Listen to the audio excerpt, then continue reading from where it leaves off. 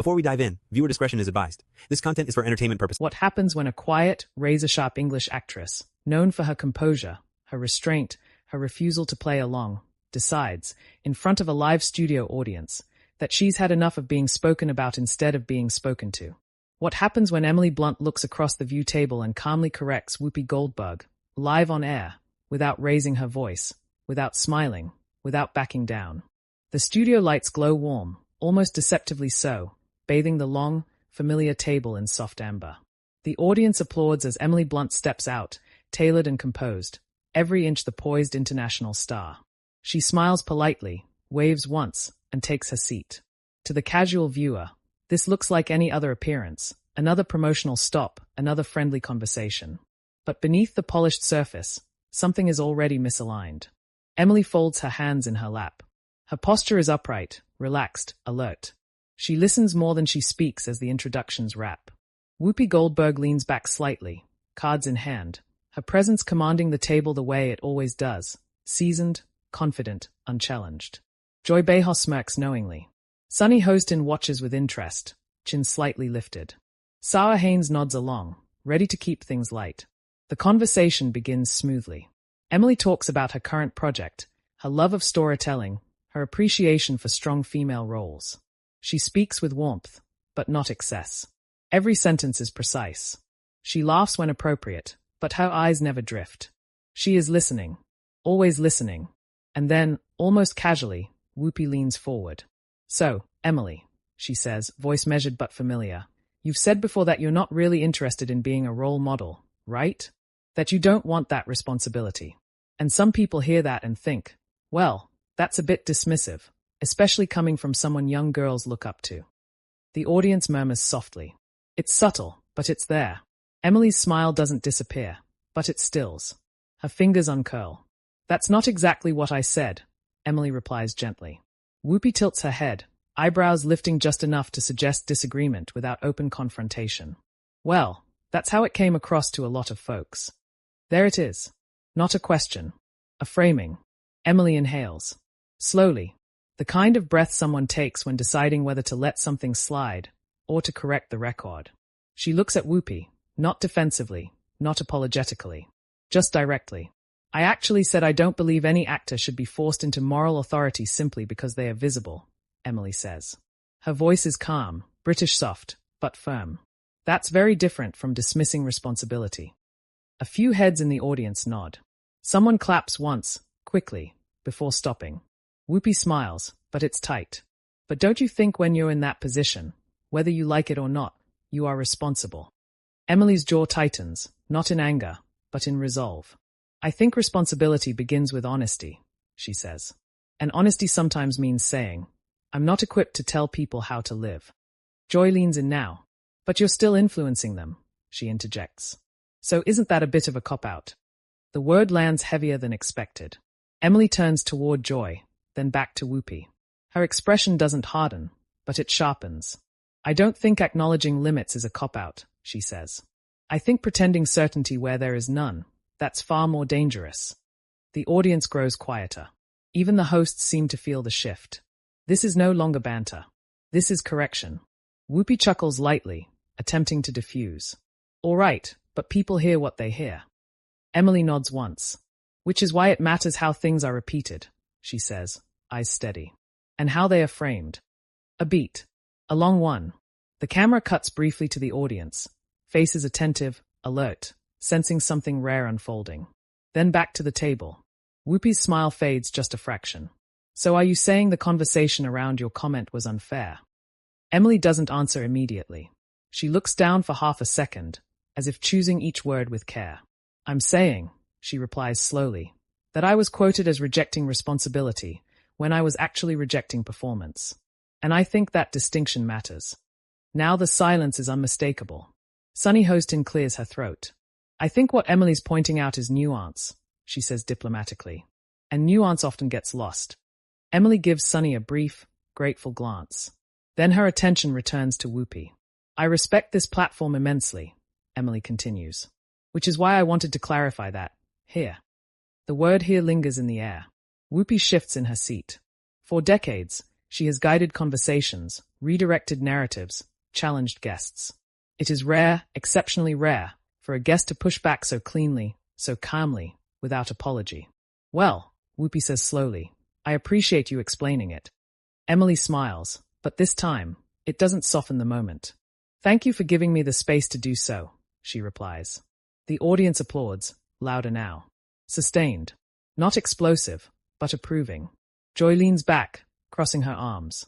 Fair enough, she says, though her tone suggests the debate isn't fully settled. Emily lets the applause fade before speaking again. She hasn't raised her voice once. She hasn't accused anyone of bad faith. But something has undeniably shifted.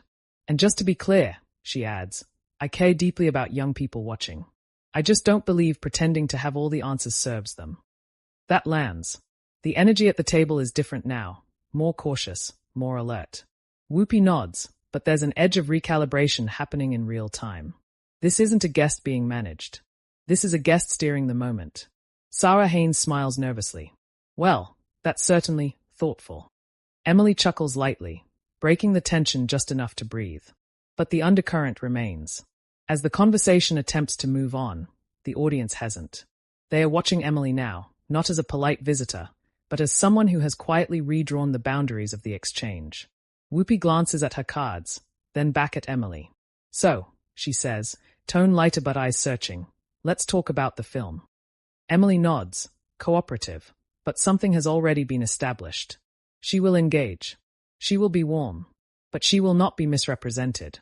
And everyone at that table knows it. The camera pulls back slightly as the discussion continues, but the tension doesn't dissipate. It hums, subtle but present, like a string pulled tight. This wasn't a blow-up. It was something sharper, more precise, a correction. And as the audience watches, as social media begins to stir in real time, one thing becomes clear. This moment is far from over. Because when Emily Blunt corrects you, she doesn't do it loudly. She does it so clearly that the silence does the rest. The applause fades, but the air never quite settles back into comfort. There's a subtle recalibration happening at the table, the kind that doesn't announce itself but is felt in every pause, every glance exchanged between the hosts.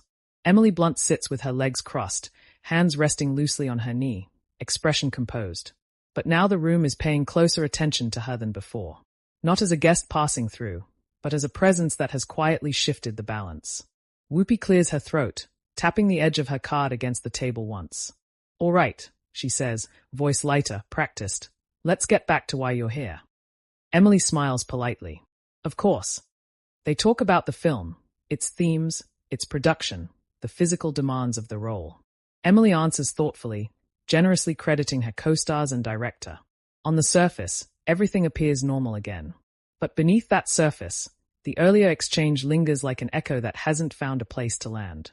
Joy watches Emily as she speaks, head tilted slightly, lips pursed. Sunny listens with a lawyer's attentiveness, eyes sharp, noting what's said and what's avoided. Sarah nods along, eager to keep the tone buoyant. Then Joy jumps back in. You tend to play women who are restrained, she says. Strong, yes, but quiet. Controlled. Do you think that's because you yourself are uncomfortable with confrontation? It's framed as curiosity, but the implication is there. A few audience members shift in their seats. Emily doesn't answer right away. She lets the question exist, lets it show its shape. Then she smiles faintly. I don't think restraint and discomfort are the same thing, she replies. In fact, I think restraint often comes from confidence. Joy raises an eyebrow. So you're saying you are comfortable with confrontation? Emily's gaze flicks briefly to Whoopi, then back to Joy. I'm comfortable with clarity, she says. Confrontation isn't always necessary when clarity is present. A ripple of reaction moves through the audience, quiet approval, impressed murmurs. Whoopi leans in again, elbows on the table. But clarity can feel confrontational to people, she says. Especially when it challenges a narrative they are used to. Emily nods slowly. Yes, she agrees. Which is why it's often mistaken for aggression. That lands harder than Joy's question did. For a moment, no one speaks. The studio is so quiet that the faint hum of equipment seems louder than usual. Then Sunny breaks the silence. I think what's interesting here, Sunny says carefully, is that women are often told to soften their words so they don't make others uncomfortable. Emily turns toward her, appreciative. Exactly, she says. And when we don't, it's labeled as difficult, or dismissive, or ungrateful. Joy exhales, leaning back. Now hold on, she says. No one's calling you difficult. Emily doesn't smile this time. Not explicitly, she replies. But implication has weight. The audience reacts audibly now, a mix of murmurs and scattered applause. Whoopi lifts her hand slightly. All right, she says, half smiling. Let's not make this heavier than it needs to be. Emily meets her gaze. I'm not trying to, she says evenly. But I am trying to be accurate. There it is again. Not defiance. Not drama. Accuracy. Whoopi nods once, slowly. Fair. But the word sounds negotiated. As the segment continues, the questions grow more careful, but also more probing. It's as if the hosts, consciously or not, are testing where the line now sits. So, Sire asks, do you feel misunderstood often in interviews? Emily considers. I think people sometimes expect me to perform a version of myself that fits neatly into a headline, she says. And when I don't, that gap becomes the story. Joy smirks. Well, headlines are kind of our business. Emily smiles back, unoffended but unmoved. I know, she says. But human beings tend to live in the spaces between them. The audience laughs softly. Whoopi watches Emily closely now, not adversarial, but alert. This isn't a clash of egos. It's a recalibration of control. So let me ask you this, Whoopi says. Do you think talk shows like this contribute to that problem? The question hangs, dangerous in its openness. Emily's expression doesn't change, but something in her eyes sharpens. This is the moment where many guests retreat, hedge, offer polite vagueness. She doesn't. I think talk shows are powerful, she says. They shape perception. And with that power comes responsibility, not to sensationalize, but to reflect. Joy chuckles. That sounds like a critique. Emily tilts her head slightly. It's an observation. The audience reacts again, louder now. Someone whistles before being shushed. Whoopi laughs once, short. All right, Emily, she says. You're keeping us on our toes. Emily nods. I'm just keeping myself honest. The words feel like a line drawn, not in hostility, but in principle. As the cameras cut briefly to a wide shot, the producers in the control room exchange glances. This wasn't the planned energy for the segment. This wasn't explosive, but it's gripping. The kind of tension that doesn't spike, but deepens. When the camera returns, Whoopi shifts gears. You've been in this industry a long time, she says. Seen a lot of change. What do you think young actresses today are up against? Emily's voice softens, but her conviction doesn't. They are expected to be everything, she says. Talented, grateful, outspoken but not too much, principled but palatable. Joy nods slowly. That's fair. And when they push back, Emily continues, it's framed as attitude instead of agency. The audience applauds, stronger now. Sustained. Whoopi lets it run for a beat longer than usual before raising her hand. Okay, she says. I hear you. Emily meets her gaze. That's all I'm asking. The applause fades, but something has shifted again. Not away from Emily, toward her. As the segment nears its end, Whoopi glances at the clock. We're almost out of time, she says. But I want to say this, conversations like this are important. Emily smiles, genuine now. I agree. Joy adds, even when they're uncomfortable. Emily nods. Especially then. The audience applauds once more as the show transitions to commercial. Emily stands, shakes hands, exchanges polite words. But as she steps away from the table, the cameras catch a final glance between her and Whoopi. Not hostile, not warm. Measured. And as the studio lights dim slightly and the applause echoes out, one thing is clear to everyone watching. This wasn't just an interview. It was a moment of quiet resistance. And it's only beginning. When the show returns from commercial, the atmosphere is subtly altered, but unmistakably so. The audience settles back into their seats with an attentiveness that wasn't there before. Phones are discreetly lowered, whispers cut short. Something real is happening, and no one wants to miss it. Emily Blunt walks back to the table and takes her seat again, smoothing her jacket as she does. Her composure hasn't changed, but her presence feels heavier now, more grounded. She's no longer just reacting, she's anchored. Whoopi smiles for the camera. It's the familiar smile viewers have trusted for years, the one that signals authority and ease. But there's a carefulness to it now, a sense that every word must land cleanly. Welcome back, Whoopi says. We're still here with Emily Blunt. The applause is immediate and noticeably louder than before. Emily acknowledges it with a small nod, gratitude without theatrics. Whoopi glances at her card, then back up. I want to circle back to something you said before the break, she begins. About agency versus attitude. Emily's eyes lift slightly. All right. Some people would say, Whoopi continues, that in this climate, being outspoken is necessary. That silence can be interpreted as complicity. How do you balance that? It's a sharper question than it first appears.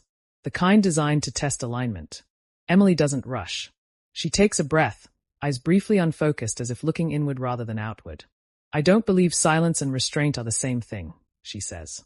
And I don't believe volume determines conviction. Joy interjects quickly. But sometimes people need to hear you say it. Emily turns toward her. Yes, she agrees. But sometimes they need to see you live it. A murmur moves through the audience. Sunny leans forward.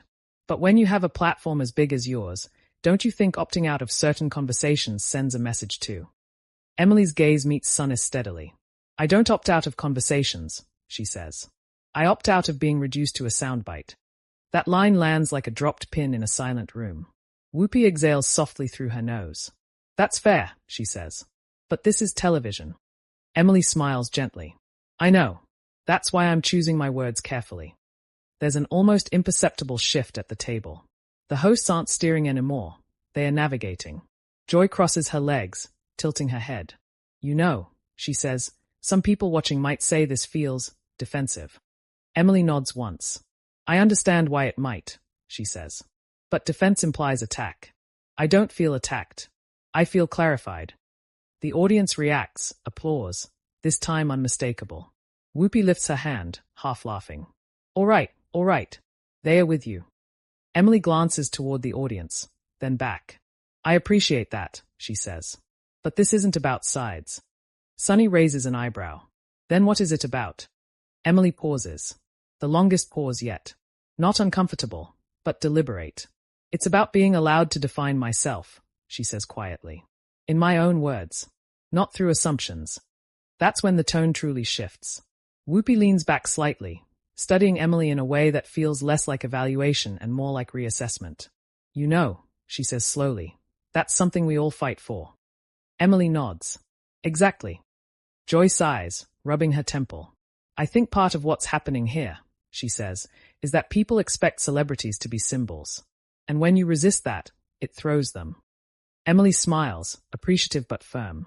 I'm happy to represent my work, she says. I'm less comfortable representing everyone else's expectations. The audience laughs softly, relieved laughter, the kind that releases tension. But Whoopi isn't done. Let me ask you something directly, she says. Do you think we misrepresented you earlier? The question lands with weight. It's not hostile, but it's exposed. Emily meets her gaze. No hesitation now. I think my words were simplified, she says. And simplification can sometimes distort intent. Whoopi nods slowly. That wasn't our intention. I believe that, Emily replies. But impact matters as much as intent. The audience audibly reacts to that, applause mixed with murmurs of agreement. Sunny smiles faintly. That's very true. Joy shrugs. All right, she says. I'll give you that. Whoopi leans forward again, elbows on the table. So what do you want people to understand about you, then? Emily's voice softens, not weak, but human. That I'm still learning, she says. That I don't have everything figured out. And that I don't want to pretend I do just to make anyone comfortable. The room goes quiet. Even the applause seems to wait, unsure whether it would break something fragile. Whoopi nods. That's honest. Emily smiles. It's the only thing I can offer. As the segment stretches on, the tension transforms. It's no longer about confrontation.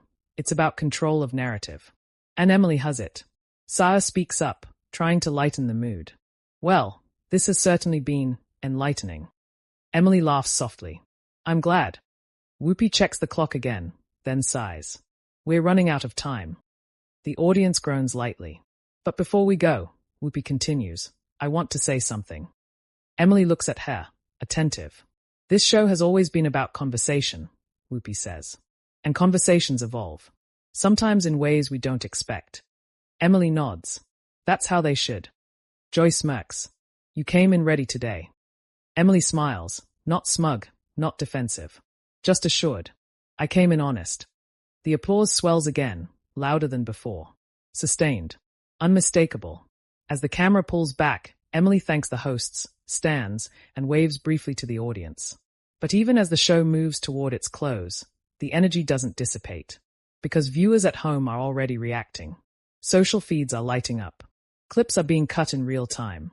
Comments flood in, some praising Emily's composure, others questioning the host's framing.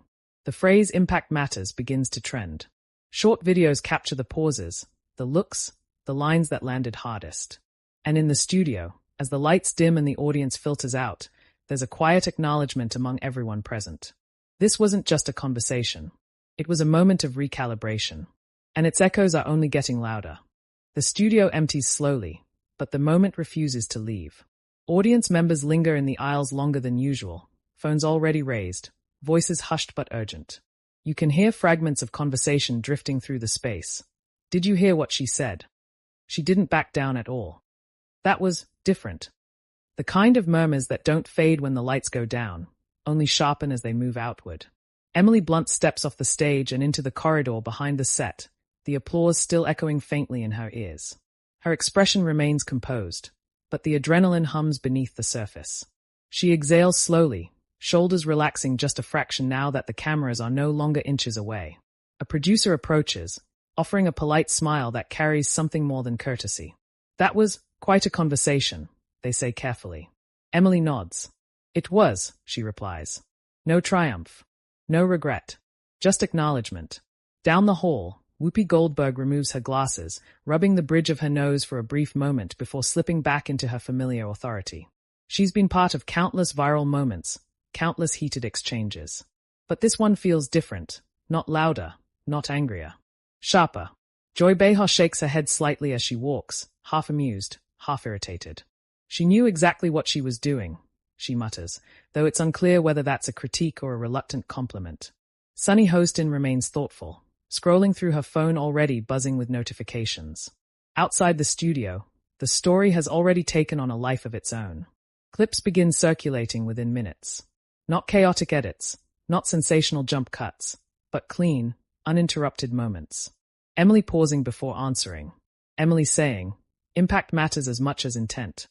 Emily calmly correcting the framing without ever raising her voice. Viewers don't just watch, they replay. On social media, the reactions split quickly, then multiply. One side praises her composure, calling it a masterclass in self-possession. Another accuses her of being evasive, of hiding behind politeness. But even the critics admit one thing: she controlled the room. Hashtags trend. Commentary videos pop up, dissecting every glance, every pause. Body language experts slow the footage down frame by frame. Notice how she never leans back, one says. She stays engaged. Grounded. Others focus on Whoopi's reaction, the subtle shift from confidence to recalibration. The narrative isn't explosive, it's magnetic. Emily, meanwhile, doesn't post anything. No statement. No clarification thread. No carefully worded caption. She lets the moment exist on its own terms, exactly as she insisted it should. By the next morning, headlines appear, but not the kind that flatten her words into caricature. Instead, they echo her language. Emily Blunt reclaims her narrative on live TV. Impact matters, the line that stopped the view cold. A lesson in calm power. On morning radio shows, callers debate whether celebrities owe the public moral guidance. On podcasts, hosts argue about whether Whoopi pushed too hard, or not hard enough. College students clip the exchange for media studies classes. Comment sections fill with stories from viewers who saw themselves in Emily's restraint, her refusal to perform certainty. And somewhere in that noise, something subtle happens. The conversation shifts. Instead of asking why Emily Blunt didn't say more, people begin asking why she was expected to. Inside the View offices, the producers review the episode carefully. Not with panic, but with focus. Ratings are strong. Engagement is massive. But there's an unspoken awareness that the balance of power, if only for a moment, tilted. Whoopi addresses it the next day with practiced grace. That's what happens when strong people sit at the table, she says on air. Sometimes the conversation goes somewhere unexpected. She doesn't apologize. She doesn't double down. She reframes. Joy jokes about it, brushing it off with humor. Sunny leans into nuance, acknowledging the complexity of representation and responsibility. The show moves forward, but it moves differently, even if only slightly. Emily Blunt returns to her life, to her work, to the roles she chooses with care. In her next interview, a journalist asks her about The View. She smiles politely. "I think conversations are healthiest when everyone is allowed to speak for themselves," she says. And then she moves on. No grand statement. No victory lap. But the audience remembers. They remember the silence that followed her words. The way the room listened. The way correction didn't come wrapped in anger, but in precision. And weeks later, the clip resurfaces again, this time paired with other moments. Women calmly asserting boundaries, refusing to be misquoted, refusing to be compressed into something easier to digest. Emily's moment becomes part of a larger pattern, a visual shorthand for something many people feel but struggle to articulate. That you can disagree without detonating. That you can correct without humiliating. That you can hold your ground without hardening your voice. The aftermath isn't loud, but it's lasting. And now, as you sit with this moment, watching it unfold again through this story, the question isn't whether Emily Blunt won or lost some imaginary debate. The question is this: should anyone have to perform certainty just to be heard? Did Emily draw a necessary line? Or did she sidestep responsibility? That's where you come in. What did you feel watching that exchange? Did her calm correction resonate with you? Or did it leave you wanting more? Was this a moment of quiet strength, or a missed opportunity?